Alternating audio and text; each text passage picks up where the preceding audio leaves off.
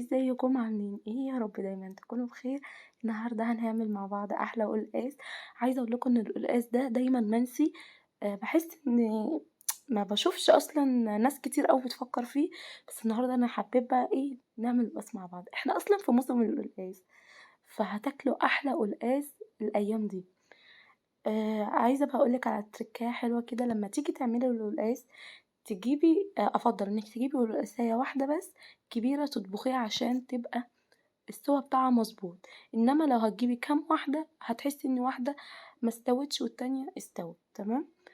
طبعا انا جبت القلقاس قطعته بالشكل ده، قشرته وقطعته بالشكل اللي انتوا شايفينه ومسحته. الافضل ان احنا نمسحه ما نغسلوش عشان الفوائد بتاعته ما تنزلش منه.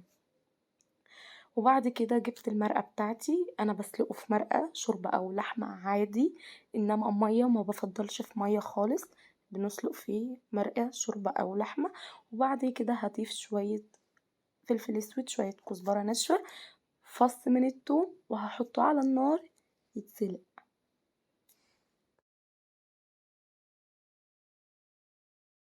على بقى ما القلقاس بتاعي يتسلق هبتدي بقى انا احضر الخضرة بتاعته.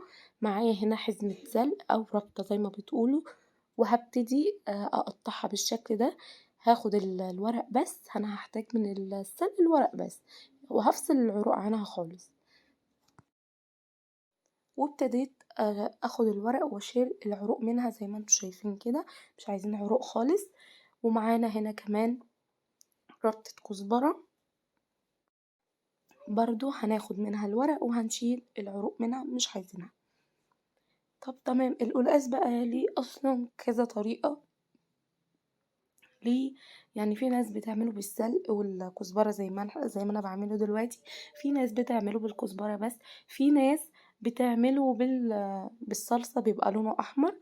فطبعا كل بلد وليها ايه تقاليدها وعاداتها، بس انا بفضله بالسلق والكزبرة، بيبقى طعمه حكاية. وهنا طبعا قطعت الخضرة بتاعتي زي ما انتوا شايفين، الكزبرة والسلق، اللي عايز يزود خضرة براحته، اللي مش عاوز كده افضل طريقة. هغسله وكويس جدا. وبعد كده بقى يلا بينا نشوف هنعمل ايه. هنحط الطاسة، هحط فيها شوية زيت يسخن، واقوم هضيف عليه الخضرة بتاعتي بالشكل ده. وهفضل بقى اقلب فيه على النار، اقلب اقلب لحد لما تشوفوا شكله. شوفوا انا كده بقلب ابتدى يدبل معايا. بعد كده هقلب تاني لحد ما اوصل للشكل ده. هضربه في الكبة، هطحنه بالشكل اللي انتوا شايفينه ده. بعد كده هحطه على النار شوية وهيبقى بالمنظر الجميل ده. هنا بقى طبعا بوريكم القلقاس بعد ما استوى كان زبدة، عايزه اقول لكم كان في منتهى الجمال. كده بقى هنحط السلق، سامعين الصوت الجميل ده؟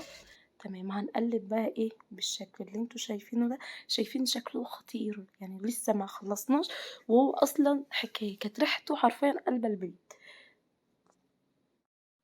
في نفس الطاسه اللي عملنا فيها السلق هجيب حته سمنه محترمه او زيت لو مفيش سمنه، وهنضيف مثلا معلقة توم صغيرة، يعني حلوة مش صغيرة أوي ولا كبيرة أوي. وهبتدي أحطها على النار لحد ما تبتدي تصفر، يعني متبقاش صفرة أوي. وهحط معلقة كزبرة ناشفة، كأنك بتعملي الطشة للملوخية. وهنا اسمعوا بقى الصوت الجميل ده، الله الله الله الله على الريحة. بجد بجد كان طعمه حكاية. وعايزة اقول لكم ان هو كان زبدة دايب دوب كده.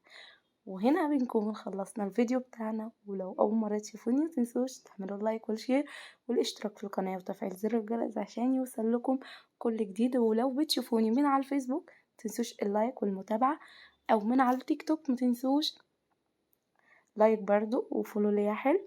واشوفكم فيديو جديد وفيديوهات كتير. ولو عجبتكم الوصفة متنسوش تكتبولي في الكومنتات تحت، وياريت تقولولي بتتابعوني من أي بلد. ومع السلامة.